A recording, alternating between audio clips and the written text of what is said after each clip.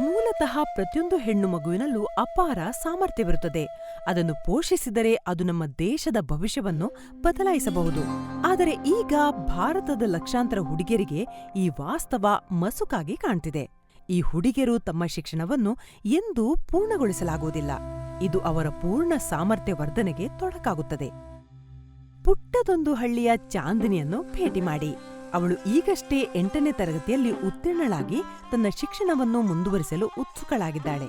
ಆದರೆ ಅವಳ ಊರಿನಲ್ಲಿ ಸೆಕೆಂಡರಿ ಶಾಲೆಗಳಿಲ್ಲ ಅಥವಾ ದೂರದ ಊರಿಗೆ ಹೋಗಿ ಬರಲು ಸಾರಿಗೆ ವ್ಯವಸ್ಥೆ ಇಲ್ಲ. ಅವಳಿಗೆ ಮತ್ತಷ್ಟು ಶಿಕ್ಷಣ ನೀಡುವುದು ಪ್ರಯೋಜನಕಾರಿ ಅಲ್ಲ ಎಂದು ಅವಳ ಪೋಷಕರು ಭಾವಿಸುತ್ತಾರೆ. ಏಕೆಂದರೆ ಅವರು ಈಗಾಗಲೇ ಆರ್ಥಿಕ ಸಂಕಷ್ಟದಲ್ಲಿದ್ದಾರೆ. ಎಷ್ಟೇ ಆದರೂ ಅವಳು ಹೆಣ್ಣು ಮಗಳು. ಮನೆಯಲ್ಲಿ ಚಿಕ್ಕ ಪುಟ್ಟ ಕೆಲಸಗಳನ್ನು ಮಾಡುತ್ತಾ ತನ್ನ ತಮ್ಮ ತಂಗಿಯನ್ನು ನೋಡಿಕೊಳ್ಳುವುದನ್ನು ಅವಳಿಂದ ನಿರೀಕ್ಷಿಸಲಾಗಿತ್ತು. ಈಗ ಅವಳಿಗೆ ಸುರಕ್ಷಿತವಾಗಿರಲು ಯಾವುದೇ ಶಾಲೆ ಇಲ್ಲದ ಕಾರಣ ಅವಳಿಗೆ ಮದುವೆ ಮಾಡುತ್ತಾರೆ. ಆದರೆ ಅವಳ ವಯಸ್ಸು ಕೇವಲ 14 ವರ್ಷ.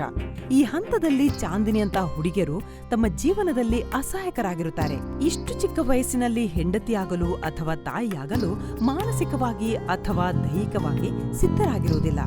ಇದು ಅವರ ಮತ್ತು ಅವರ ಮಕ್ಕಳ ಆರೋಗ್ಯದ ಮೇಲೆ ಪ್ರಭಾವ ಬೀರುತ್ತದೆ. ಇಂತಹ ಕುಟುಂಬಗಳು ಬಡತನದ ಚಕ್ರದಲ್ಲಿ ಸಿಲುಕಿಗೊಳ್ಳುತ್ತದೆ ಮತ್ತು ಈ ಬಡತನ ಪೀಳಿಗೆಯಿಂದ ಪೀಳಿಗೆಗೆ ಮುಂದುವರಿಯುತ್ತದೆ. ಆದರೆ ಇದು ಈ ರೀತಿ ಇರಬೇಕಾಗಿಲ್ಲ. ಚಾಂದಿನಿ ಶಾಲೆಯಲ್ಲೇ ಉಳಿದು ತನ್ನ ಸೆಕೆಂಡರಿ ಶಿಕ್ಷಣವನ್ನು ಪೂರ್ಣಗೊಳಿಸಿದರೆ ಏನಾಗುತ್ತದೆ ಎಂದು ನೋಡೋಣ.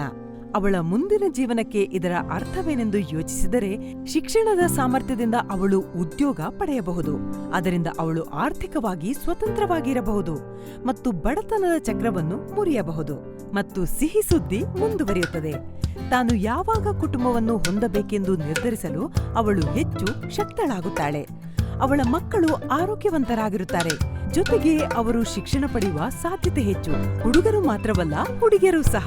ಅಷ್ಟೇ ಅಲ್ಲ, ವಿದ್ಯಾವಂತ ಹೆಣ್ಣು ಮಕ್ಕಳಿರುವ ದೇಶಗಳು ಹೆಚ್ಚು ಸುರಕ್ಷಿತ, ಆರೋಗ್ಯಕರ ಮತ್ತು ಸಮೃದ್ಧವಾಗಿರುತ್ತವೆ ಮತ್ತು ಆರ್ಥಿಕತೆ ಬಹಳಷ್ಟು ಸುಧಾರಿಸುತ್ತದೆ. ನಮ್ಮ ದೇಶದ ಎಲ್ಲಾ ಹೆಣ್ಣು ಮಕ್ಕಳು ಪೂರ್ತಿ ಶಿಕ್ಷಣ ಪಡೆದು ಉದ್ಯೋಗಗಳಿಗೆ ಸೇರಿದರೆ ನಮ್ಮ ಜಿಡಿಪಿಗೆ $770 ಬಿಲಿಯನ್ ಸೇರಿಸಬಹುದು.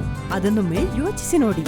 ನಾವು ಒಟ್ಟಾಗಿ ಹುಡುಗಿಯರು ವಿದ್ಯಾಭ್ಯಾಸ ಮುಂದುವರಿಸುವುದನ್ನು ಖಚಿತಪಡಿಸಿಕೊಳ್ಳಬಹುದು ಮತ್ತು ಅವರು ಸಂಪೂರ್ಣ ಸಾಮರ್ಥ್ಯವನ್ನು ತಲುಪಲು ಅವಕಾಶ ನೀಡಬಹುದು. ಅವರು ಅಭಿವೃದ್ಧಿ ಹೊಂದಿದಾಗ ದೇಶವು ಅಭಿವೃದ್ಧಿ ಹೊಂದುತ್ತದೆ.